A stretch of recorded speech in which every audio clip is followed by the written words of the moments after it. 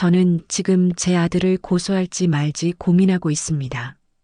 이 말을 내뱉는 제 심정은 마치 심장이 멎은 채로 캄캄한 우주에 홀로 떠 있는 기분이랍니다. 절망. 그 두 글자 외에는 도무지 제 삶을 설명할 길이 없네요. 하지만 저는 이제 다시 아주 작은 희망이라도 붙잡아 보려고 합니다. 이 이야기가 저처럼 기댈 곳 없는 노년을 보내고 계신 다른 분들에게 아주 작은 위안이라도 될 수 있다면 말이죠. 안녕하세요. 저는 김영수입니다. 오늘은 제 인생에서 가장 큰 후회를 남긴 이야기를 하려고 합니다. 지금 생각해도 마음이 아프지만 누군가에게는 도움이 될 수도 있겠다는 생각으로 용기 내어 봅니다. 저는 지난 30년 동안 똑같은 자리에서 똑같은 시간에 출근해서 똑같은 일들을 반복하며 살아왔습니다. 단 하루도 빠짐없이 성실하게 제 자리를 지켜냈다는 자부심. 그것이 바로 저 김영수의 삶을 지탱해준 뿌리였죠. 68세의 나이로 정년퇴직을 하던 날 회사에서 주는 기념패를 받아들고 내려오는데 속으로 생각했습니다. 아, 드디어 끝이 났구나. 시원섭섭하다는 말로는 다 담아낼 수 없는 묘한 해방감이 저를 감쌌습니다. 퇴직금은 제 평생의 노고가 압축된 결과물이었습니다.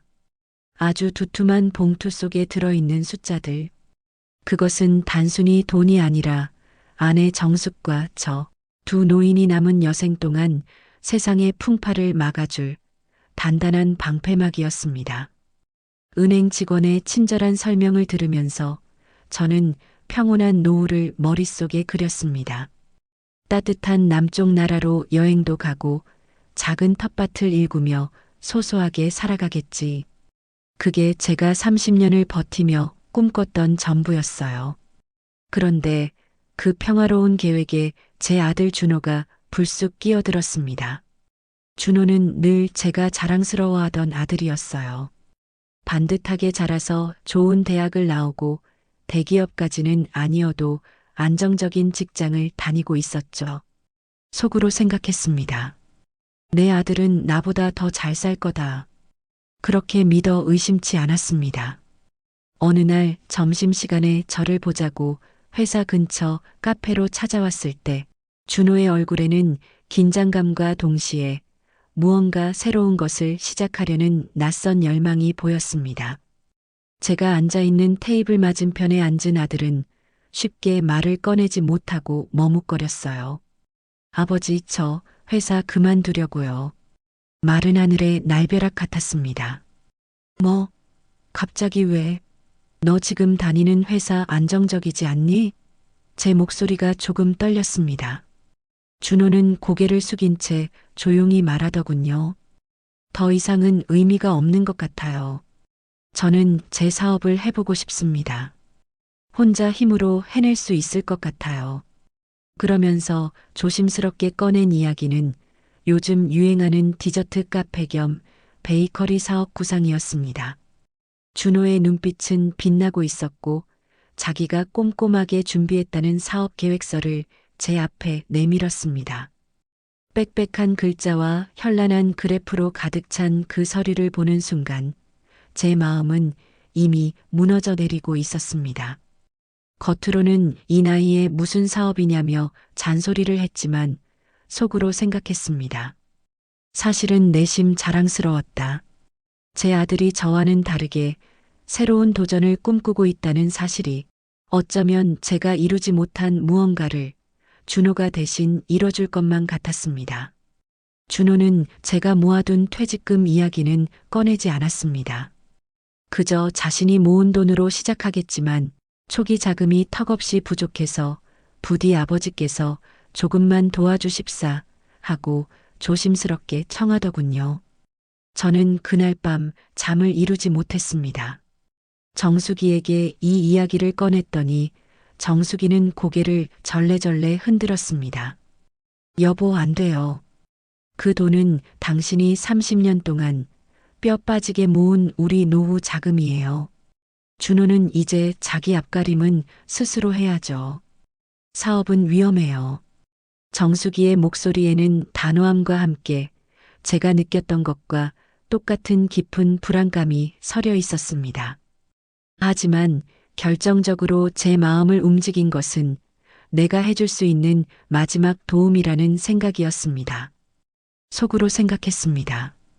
아들에게 해주는 마지막 선물이다. 평생을 아들을 위해 살았는데 이제 와서 마지막 부탁을 거절하는 것이 너무나 매정한 아버지가 되는 것 같았습니다. 다음 날 아침 저는 은행으로 향했습니다. 준호가 필요하다고 했던 금액보다 훨씬 더 많은 퇴직금 전액을 인출했습니다. 그 묵직한 돈뭉치를 손에 쥐었을 때 제 인생의 무게가 고스란히 느껴지는 것 같았지만 저는 망설이지 않았습니다. 오히려 제 몫의 책임을 다했다는 홀가분함마저 느껴졌습니다. 이 정도면 넉넉하게 시작할 수 있겠지. 내 아들이니 틀림없이 성공할 거야. 마치 저 자신이 다시 한번 인생의 새로운 희망을 품은 것처럼 들뜬 기분이었습니다. 준호는 돈을 건네받는 순간 제 손을 붙잡고 눈물을 글썽이며 말하더군요. 아버지, 정말 감사합니다. 이 은혜 잊지 않을게요. 꼭 성공해서 아버지께 돌려드리겠습니다. 그때의 준호의 얼굴은 세상에서 가장 믿음직스러운 아들의 얼굴이었습니다. 저는 그저 빙긋 웃으며 그래, 잘해봐야지 하고 등을 두드려 주었습니다. 그때 제 손에 쥐어 있던 모든 돈이 저의 노후를 무너뜨릴 비수가 될 줄은 그때는 정말 꿈에도 몰랐습니다. 저는 그저 아들에게 해줄 수 있는 모든 것을 해준 훌륭한 아버지로 남고 싶었을 뿐입니다. 속으로 생각했습니다. 이제 내 역할을 다했다. 그 안도감과 기대감이 저를 잠시나마 행복하게 만들었습니다. 하지만 그 행복은 그리 오래가지 않았습니다. 아들의 사업에 제 모든 것을 걸었던 저는 그날 이후 준호의 가게가 마치 제 자신의 마지막 희망처럼 느껴졌습니다. 퇴직 후 매일 아침 신문을 펼쳐들던 무료함은 사라지고 온통 준호의 이야기뿐이었습니다.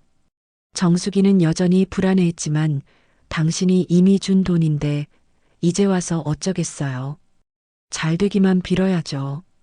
하며 체념한 듯 했습니다. 저희 부부는 밤마다 준호가 보내주는 가게 인테리어 사진들을 보며 도란도란 이야기를 나누곤 했죠. 드디어 가게 문을 열던 날, 아직 봄의 냉기가 완전히 가시지 않은 산뜻한 4월의 주말이었습니다. 가게 이름은 달콤한 휴식.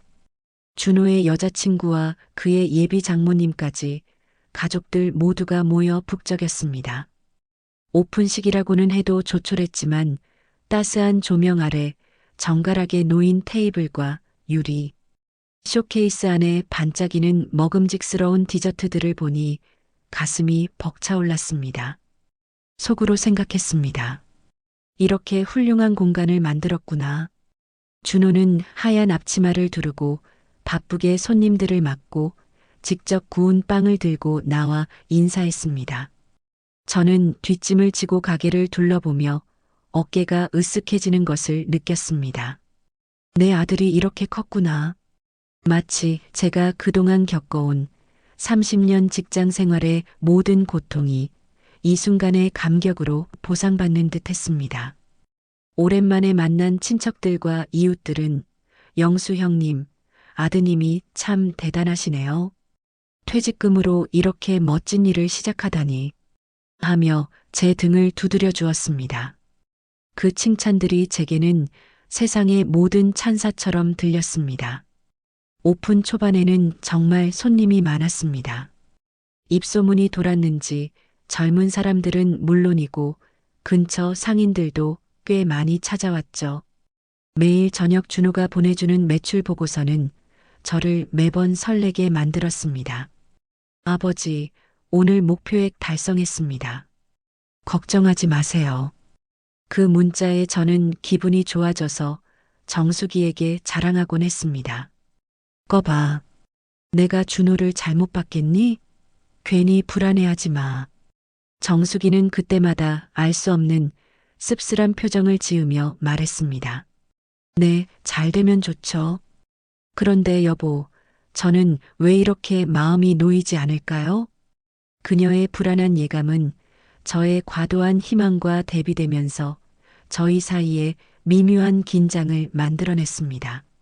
시간이 흐르면서 가게 주변의 활기가 조금씩 시들기 시작했습니다. 오픈빨이 빠진 걸까요? 처음 한 달은 매일 붐비던 가게가 2달째 접어들면서부터 조금씩 빈자리가 눈에 띄기 시작했습니다. 저는 매일 아침 일부러 준호의 가게 근처를 산책하며 둘러보곤 했습니다. 초기에는 테라스까지 손님들로 가득 찼던 곳이 어느 날부터는 텅 빈 테이블과 어두운 구석 자리만 보이기 시작했습니다. 준호에게 전화를 걸어 준호야, 오늘 장사는 좀 괜찮니? 하고 물으면 준호는 늘 활기찬 목소리로 대답했습니다. 네, 아버지. 괜찮아요.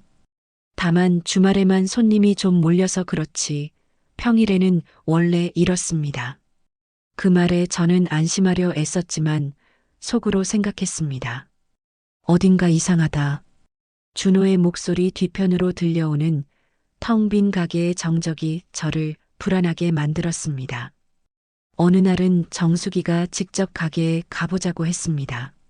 저희는 일부러 저녁 피크 시간이 끝날 무렵 저녁 7시쯤 가게를 찾아갔습니다.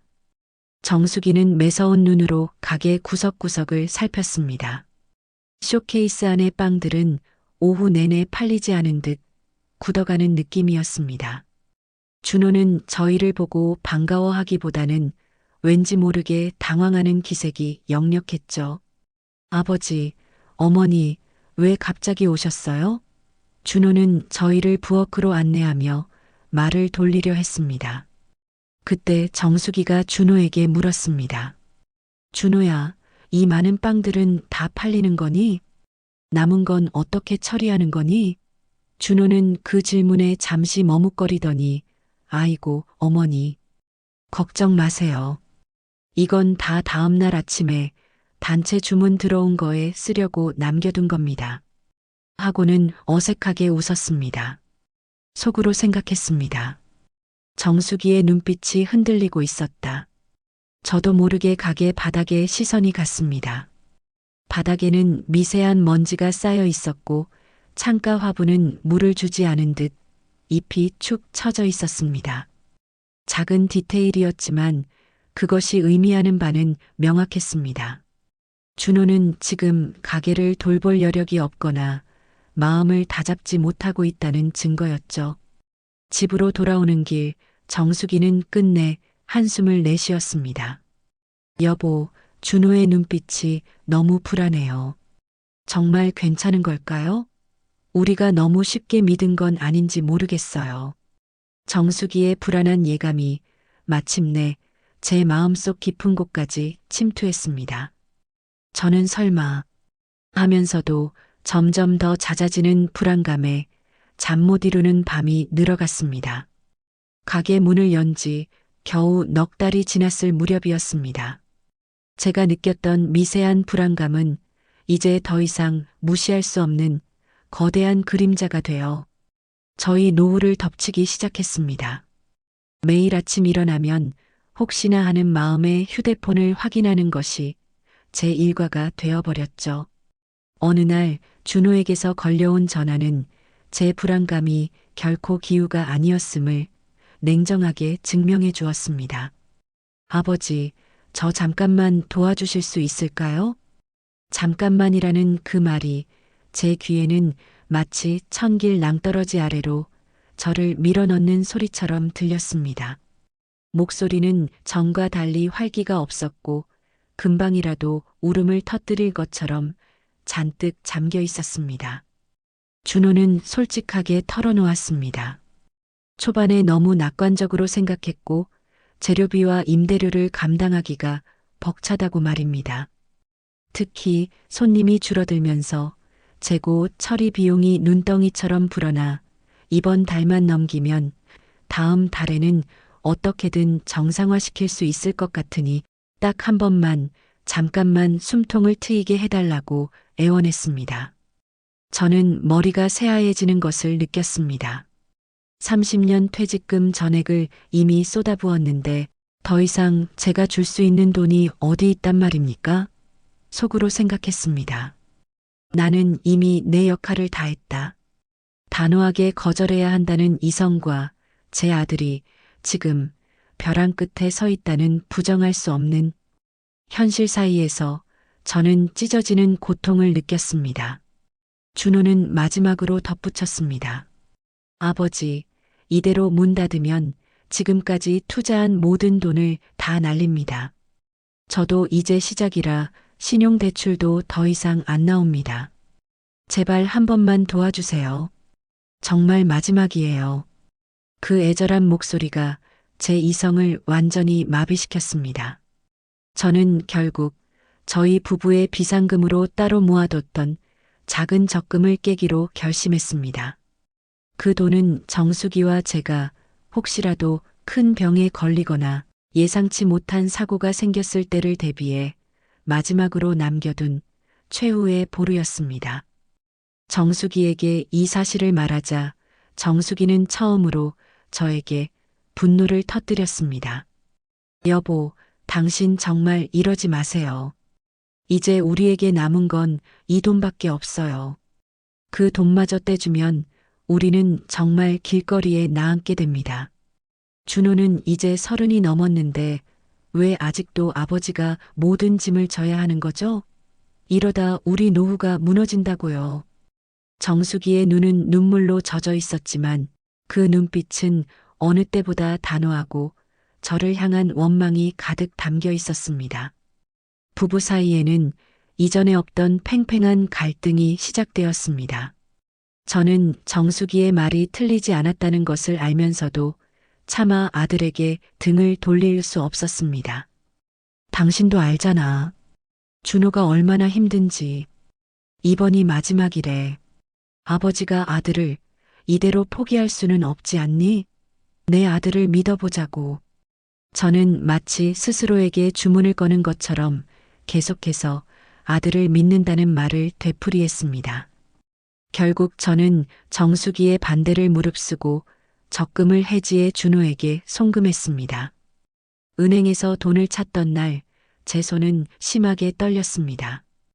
통장에 찍힌 잔액을 확인하는 순간 속으로 생각했습니다. 이제 정말 끝이다.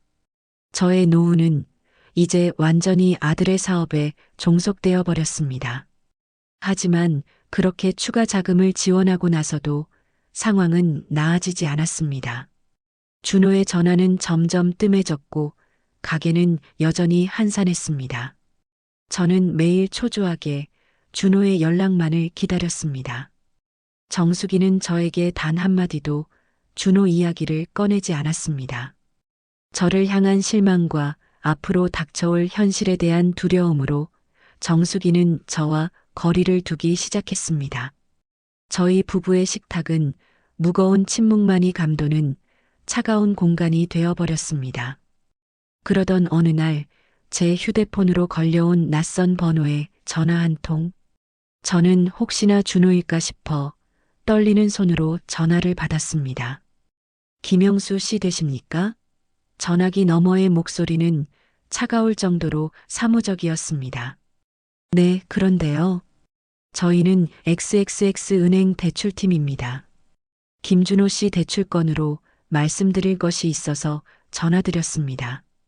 현재 연체 일수가 저는 그 말을 듣는 순간 마치 머리채를 잡혀 차가운 물속으로 내던져진 것 같았습니다.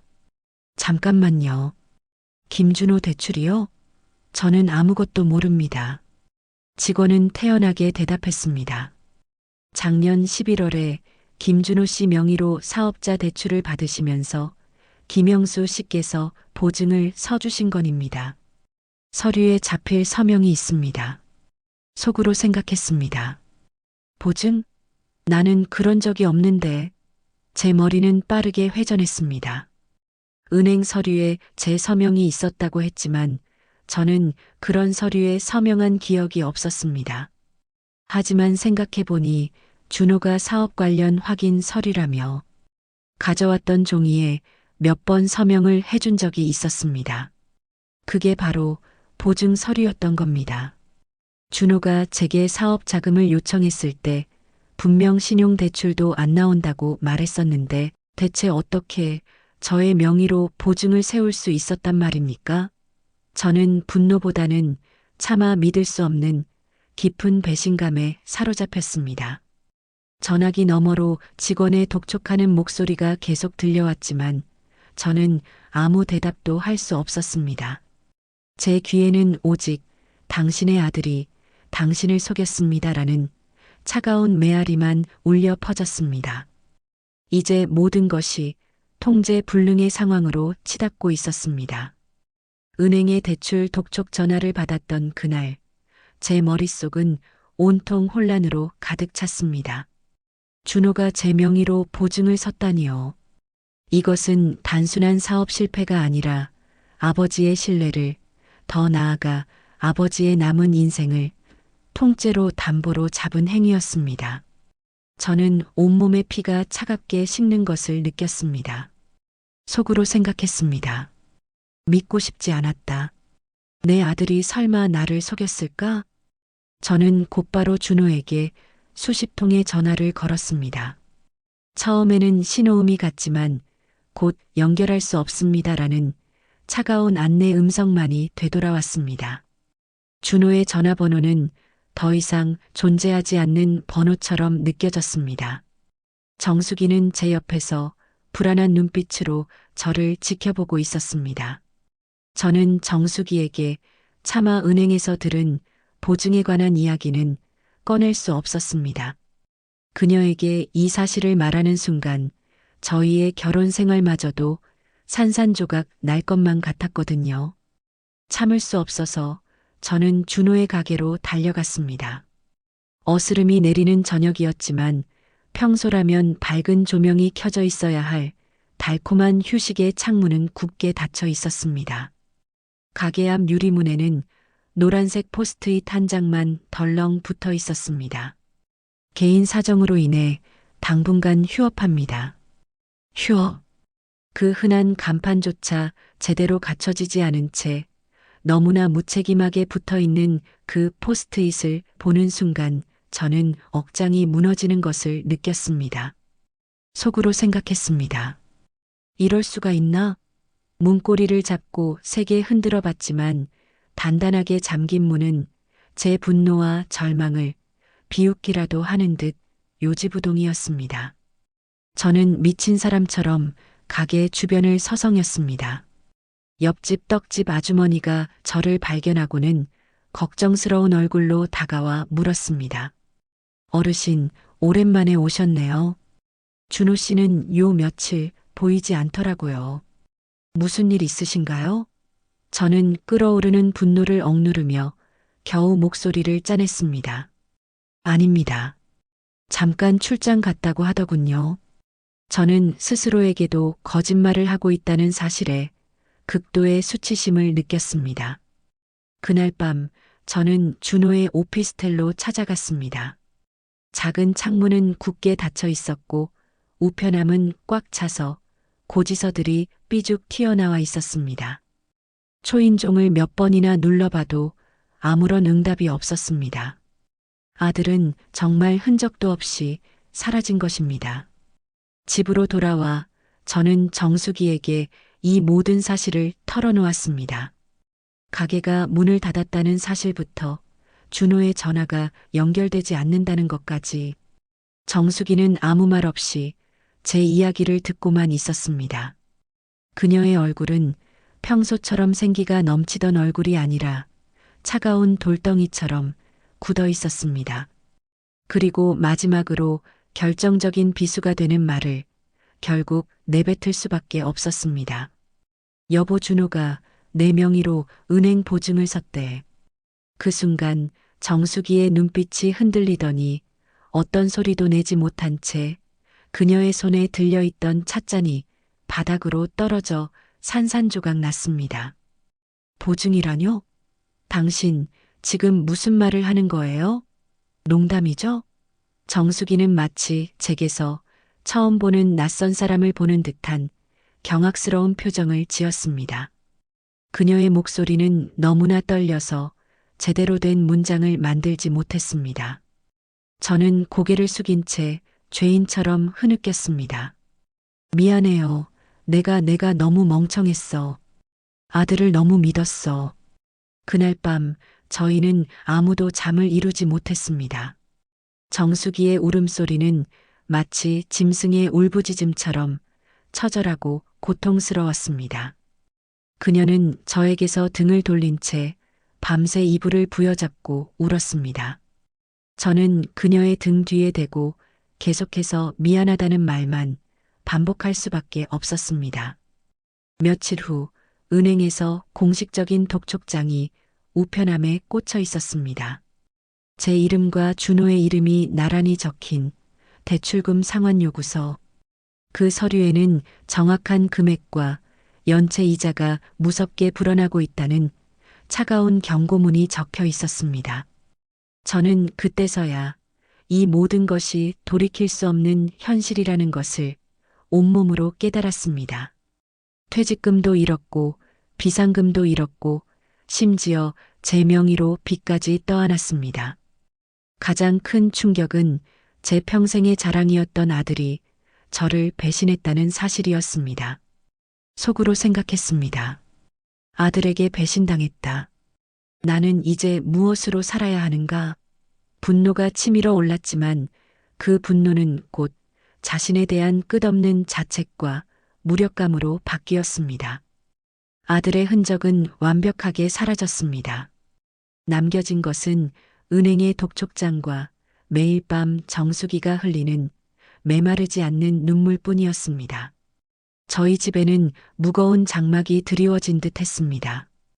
웃음소리는 완전히 사라졌고 서로의 눈빛을 마주치는 것조차 고통스러웠습니다.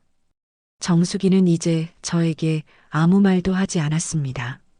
그녀의 침묵은 수천 마디의 비난보다 더 저를 아프게 했습니다. 저는 절망의 끝에서 마지막 희망이라도 찾아보려는 심정으로 혹시나 준호가 무언가 메시지를 남기지 않았을까 하며 준호의 방을 뒤지기 시작했습니다. 창업을 위해 몇 달 동안 밤샘 작업을 했다던 책상 위는 이제 먼지만 쌓인 채 차가운 정적만이 감돌고 있었습니다. 서랍을 열어보니 온갖 사업 관련 서류와 영수증들이 뒤섞여 있었습니다. 그 쓰레기 더미 속에서 제 시선을 사로잡은 것은 반으로 접힌 얇은 편지 한 장이었습니다. 봉투도 없이 대충 찢어낸 듯한 메모지였습니다. 떨리는 손으로 펼쳐보니 거기에는 준호의 익숙한 필체가 간결하게 적혀 있었습니다. 아버지, 죄송합니다. 도저히 감당이 안 됩니다. 단 2문장이었습니다. 아버지라는 3글자 뒤에 따라오는 죄송합니다. 그리고 도저히 감당이 안 됩니다라는 지극히 이기적이고 무책임한 도피의 변명. 저는 그 편지를 들고 멍하니 서 있었습니다. 속으로 생각했습니다. 이게 아들의 마지막 말인가? 제 인생의 전부를 걸었던 아들이 저에게 남긴 마지막 말이라니. 저는 그 문장을 읽고 또 읽었습니다. 수십 번, 아니 수백 번. 읽을 때마다 눈물이 고이는 것이 아니라 오히려 눈물이 말라붙는 듯한 이상하고 건조한 고통이 밀려왔습니다.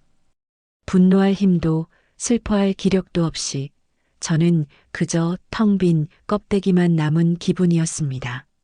제 아들이 저를 버리고 도망쳤다는 사실이 온몸의 신경을 마비시켰습니다.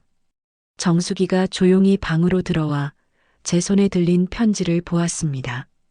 그녀는 편지를 빼앗아 들더니 소리도 없이 그저 쳐다보기만 했습니다. 그 순간 참고 참았던 모든 감정이 터져 나오듯 그녀는 편지를 쥐어뜯으며 바닥에 주저앉아 통곡했습니다.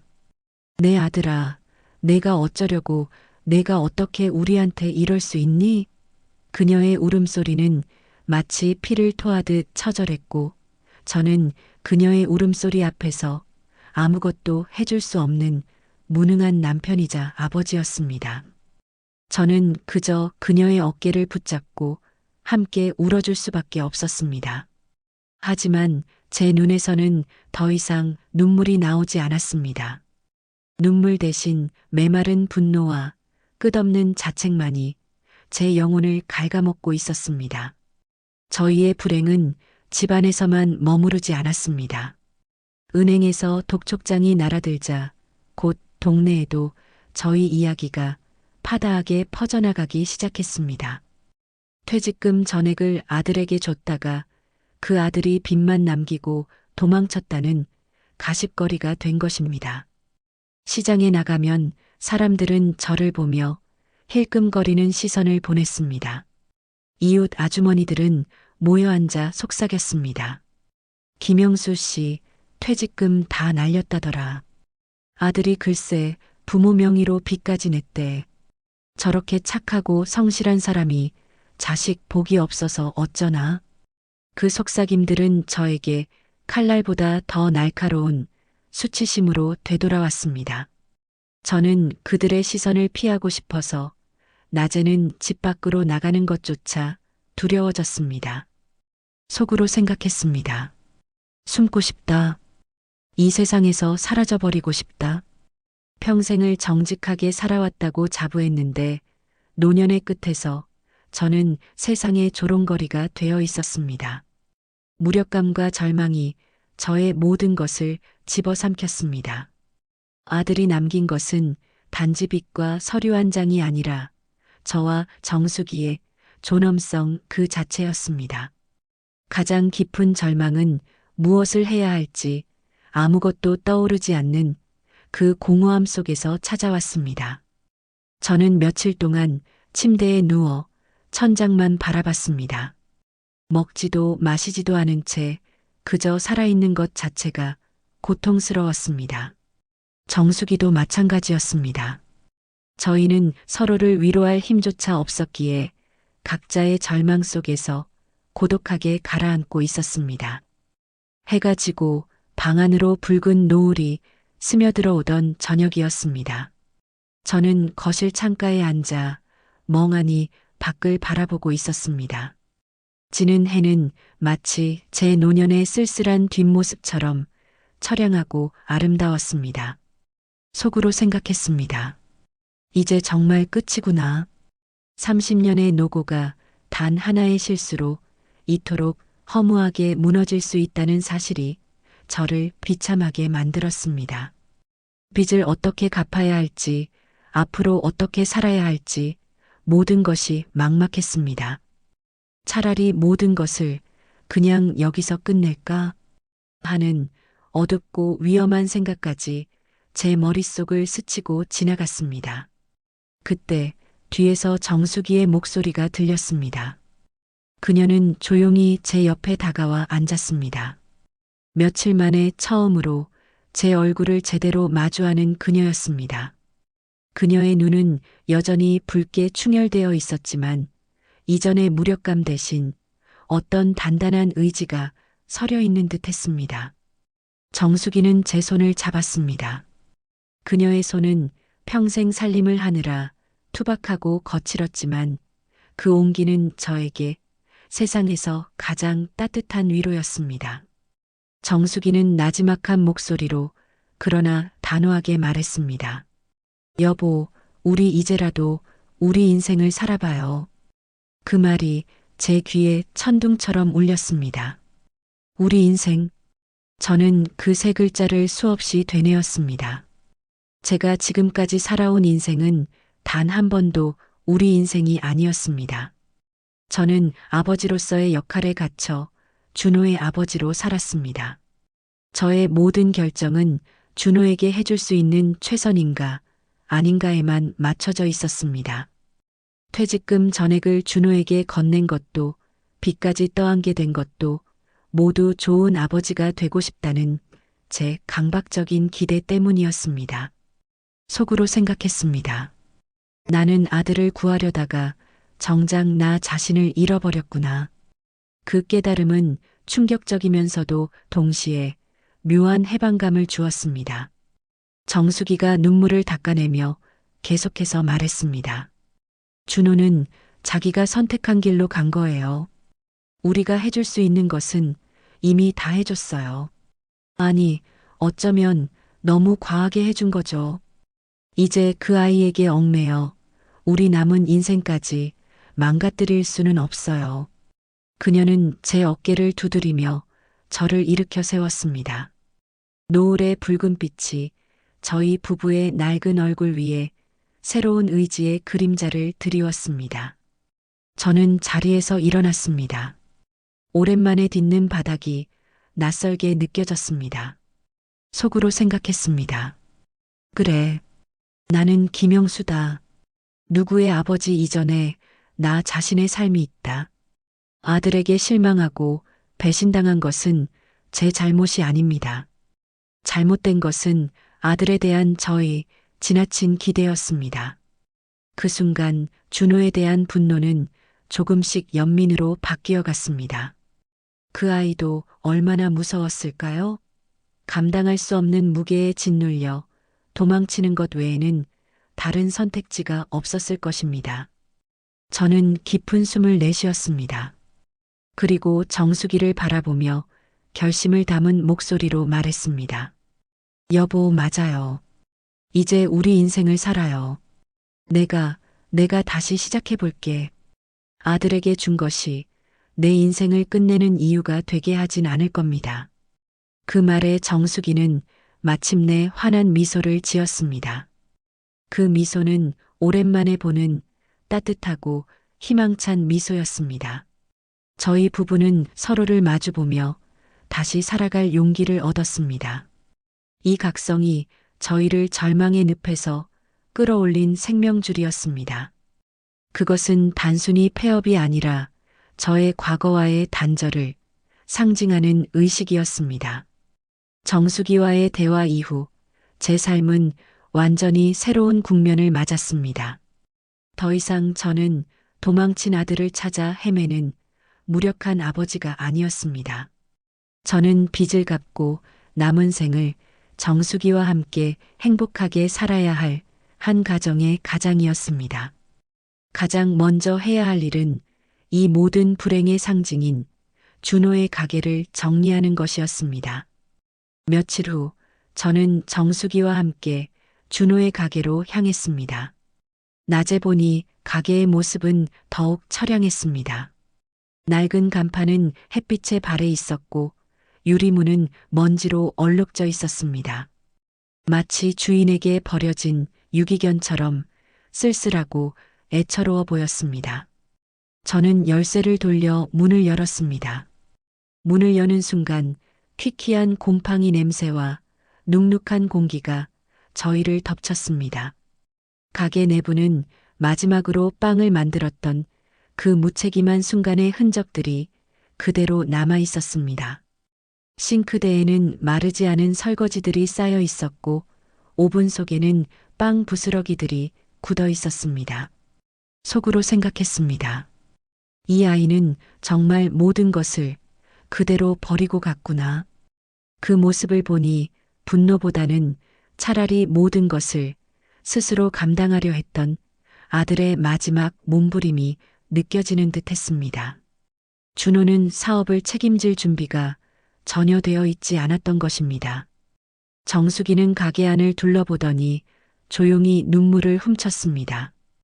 그녀는 준호가 남긴 사용하지 않은 앞치마를 발견하고는 그것을 껴안고 잠시 흐느꼈습니다. 저는 그녀를 바라보지 않았습니다. 제게 남겨진 임무는 이곳을 완전히 정리하고 과거와 단절하는 것이었습니다. 저는 폐업 절차를 밟기 위해 필요한 서류들을 챙겼습니다. 준호 명의로 된 사업자 등록증, 임대차 계약서, 그 서류들 사이에서 수천만 원의 빚이 저희를 짓누르고 있다는 차가운 사실을 다시 한번 확인했습니다. 저는 빚을 감당하기 위해 남아있는 살림을 줄이고 최대한 허리띠를 졸라매야 한다는 냉혹한 현실을 조용히 받아들였습니다. 모든 서류 정리를 마친 후 저는 마지막으로 가게의 상징인 낡은 간판을 떼어내기로 했습니다. 간판은 꽤나 무거웠고 혼자 힘으로 하기에는 벅찼습니다. 정수기는 잠시 망설이더니 제게 다가와 말했습니다. 여보, 제가 같이 들게요. 저희는 서로 마주보고 힘을 합쳐 간판을 떼어내기 시작했습니다. 간판의 나사가 풀릴 때마다 제 마음속의 앙금도 조금씩 풀려나가는 것 같았습니다. 하나, 둘, 셋. 저희 부부의 호흡은 오랜만에 하나가 된 듯 했습니다. 간판이 굉음을 내며 바닥에 떨어졌습니다. 달콤한 휴식이라는 달콤하지만 씁쓸했던 이름이 먼지를 뒤집어 쓴 채 차가운 바닥에 나뒹굴었습니다. 저는 그 간판을 내려다보았습니다. 속으로 생각했습니다. 이제 정말 끝이다. 더 이상 이 간판은 저에게 고통과 수치의 상징이 아니었습니다. 오히려 아들을 향한 제 잘못된 기대를 완전히 종결하는 하나의 기념비처럼 느껴졌습니다. 저는 천천히 간판에 손을 얹고 가볍게 쓰다듬었습니다. 그리고 아주 작은 목소리로 스스로에게 속삭였습니다. 이제 이 손으로 내 노후를 새로 짓자. 제 표정엔 더 이상 분노나 절망은 없었습니다. 슬픔은 여전히 남아 있었지만 그것은 모든 것을 정리하고 난 후의 묘한 평온이었습니다. 저는 비로소 아들을 용서하고 저 자신을 해방시킬 준비가 되었다는 것을 알았습니다. 정수기와 저는 가게 문을 잠그고 뒤돌아섰습니다. 오래된 가게 건물은 차가운 그림자만을 저희에게 드리웠습니다.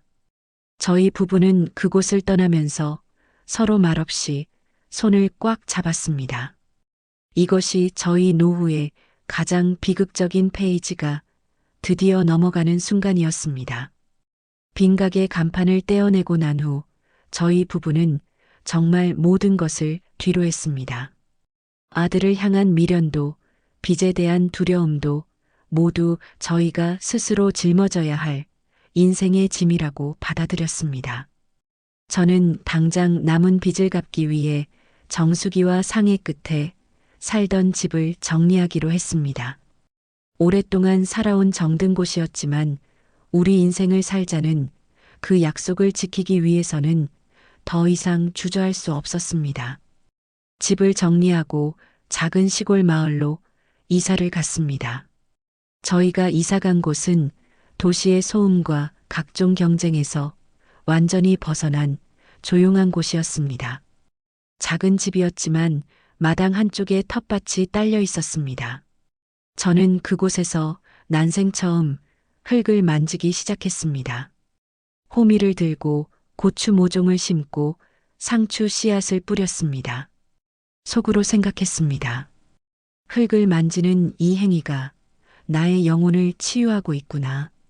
30년 동안 책상에 앉아 숫자들과 씨름하던 삶과는 완전히 다른 삶이었습니다.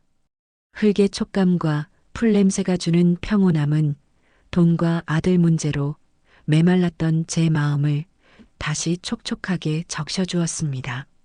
정수기도 밝아졌습니다. 오랜만에 저희 부부는 밤하늘의 별을 보며 도란도란 이야기를 나누었습니다. 저희는 더 이상 준호 이야기를 꺼내지 않았습니다. 그 대신 내년에 심을 감자의 종류나 마을 사람들과의 넉넉한 인심에 대해 이야기했습니다. 그 평범하고 소소한 일상들이 저희에게는 가장 큰 행복이었습니다. 아들이 무너뜨렸던 저희의 노후가 비로소 저희의 손으로 새롭게 지어지고 있었습니다. 몇 달 후 가을거지가 한창이던 어느 날이었습니다. 텃밭에서 땀을 흘리며 일하고 있는데 우체부 아저씨가 저희 집 우편함에 무언가를 넣고 가는 것이 보였습니다. 저는 무심히 우편함을 열었습니다. 고지서들 사이에 낯익은 필체가 적힌 편지 한 통이 들어 있었습니다. 발신인은 없었고 오직 준호의 어린 시절 글씨 그대로의 주소만 적혀 있었습니다. 속으로 생각했습니다. 올 것이 왔구나. 저는 편지를 들고 마당 평상에 앉았습니다. 정수기는 조용히 다가와 제 옆에 앉았습니다. 저는 떨리는 손으로 봉투를 뜯었습니다. 편지 안에는 두툼한 봉투 속에 들어있던 퇴직금의 무게만큼이나 무거운 아들의 마음이 담겨 있었습니다. 아버지, 어머니, 죄송해요. 지금 당장 두 분 앞에 나설 면목이 없습니다. 저는 지금 모든 것을 처음부터 다시 시작하고 있습니다. 제가 저지른 일에 대한 책임을 반드시 지겠습니다. 조금만 더 시간이 필요합니다. 건강하세요. 언젠가 당당하게 두 분 앞에 다시 찾아뵙겠습니다. 저는 편지를 다 읽고 조용히 접었습니다. 정수기의 눈에서는 다시금 눈물이 흘러내렸지만 이제는 슬픔의 눈물이 아니라 아들을 향한 안쓰러움과 간절한 그리움의 눈물 같았습니다. 저는 자리에서 일어나 불을 지피고 있던 모닥불 속으로 그 편지를 천천히 던져 넣었습니다. 편지는 순식간에 불꽃에 휩싸여 제가 되어 사라졌습니다. 정수기가 놀란 눈으로 저를 바라보았습니다. 저는 활활 타오르는 불꽃을 바라보며 나지막이 속삭였습니다. 그래, 넌 아직 내 아들이다. 책임을 지겠다는 그 말 하나면 됐다. 아버지가 바라는 것은 그것뿐이다. 속으로 생각했습니다. 용서한다. 아니, 용서가 아니라 나의 삶을 위해 내 짐을 놓아준다. 저는 모든 것을 수용하기로 했습니다. 아들의 잘못도 저의 실수도 모두 제 인생에 지울 수 없는 일부라는 것을, 삶은 언제나 기대와 절망, 그 두 극단 사이를 오가며 흘러가는 것이겠죠. 저는 이제 아들에 대한 기대를 다시 절망으로 만들지 않을 겁니다. 그저 제 곁을 지켜주는 소중한 정수기와 함께 오늘을 감사하며 살아가려고 합니다. 새로운 삶을, 새로운 희망을 제 손으로 직접 일구어 가겠습니다. 인생은 참 알 수 없는 드라마 같습니다. 가장 큰 희생이 가장 큰 절망을 가져다 줄 수도 있다는 것을 저는 뼈저리게 깨달았습니다. 하지만 그 절망의 끝에서 가장 중요한 것, 바로 제 삶과 제 아내를 다시 마주하게 되었습니다. 여러분, 혹시 지금 저처럼 자식에게 모든 것을 내어주고 외로운 노년을 보내고 계신 분들이 있다면 꼭 이 말씀을 드리고 싶습니다. 당신의 인생은 당신 것입니다. 이제 당신 자신을 위해 남은 생을 가장 빛나게 채워나가시기를 응원합니다. 오늘 저 김영수의 이야기는 여기서 마무리 짓겠습니다. 이 이야기가 혹시나 마음을 움직였다면 잊지 마시고 구독과 좋아요, 그리고 알림 설정까지 꼭 부탁드립니다. 여러분의 응원이 저희에게는 새로운 희망을 일구어 나갈 수 있는 가장 큰 힘이 됩니다. 다음에도 더욱 현실적이고 깊은 감동을 주는 이야기로 다시 찾아뵙겠습니다. 감사합니다.